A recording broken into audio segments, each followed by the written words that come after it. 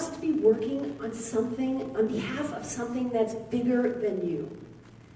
If your goal is to get up and be admired, or if your goal is to get up and be rich, or if your goal is to be famous, I don't think that's enough to sustain you through the multiple failures that you have to go through.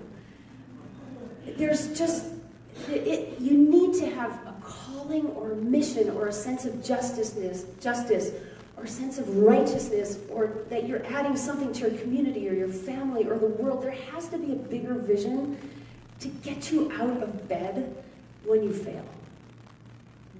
And the second part that needs to be in place is you have to have a growth mindset.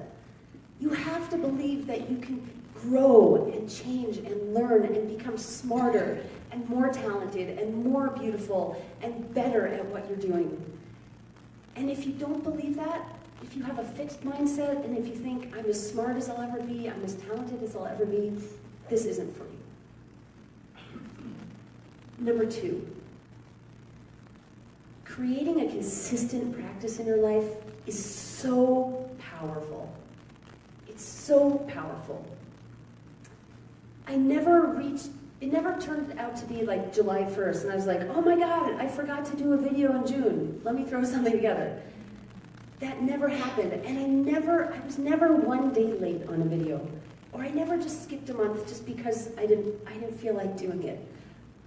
I made a commitment, and at the beginning it was just me, and as this went on, more people came on board with me.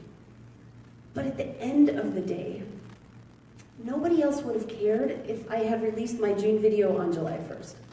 Nobody would have cared if I didn't do a June video. But I did.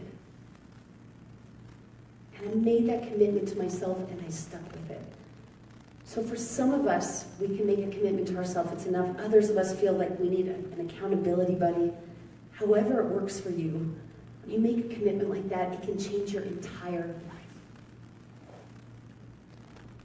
Finally, number 4, here's what I didn't understand when I was 30, that I had to go through this video project to learn. When I told my dad that I wasn't playing because I wasn't good enough,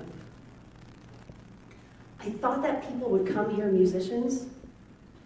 I thought somebody would come hear me because I'm perfect, because I have my life together, because I never hit a bad note, because I always play my guitar perfectly, because I'm just the sage on the stage doing it all perfectly. And therefore, I knew I could never attain that perfection, so I said I give up. What I didn't yet understand is people aren't attracted to you, and people don't want to work with you because you're perfect. They want to work with you precisely because you're imperfect. Precisely because you make yourself vulnerable enough to go out there and try things and fail and get up and learn and grow and tell people about your struggles. When somebody puts something on Facebook that shows how perfect their life is, does that make you relate to them?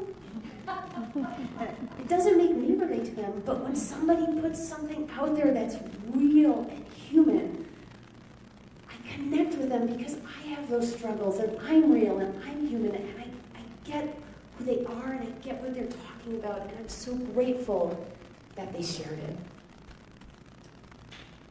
So people want to see your vulnerability. People want to see your imperfections, and they want to see you working through them. Nobody wants to see you be perfect, so you can drop that right now. Drop that right now.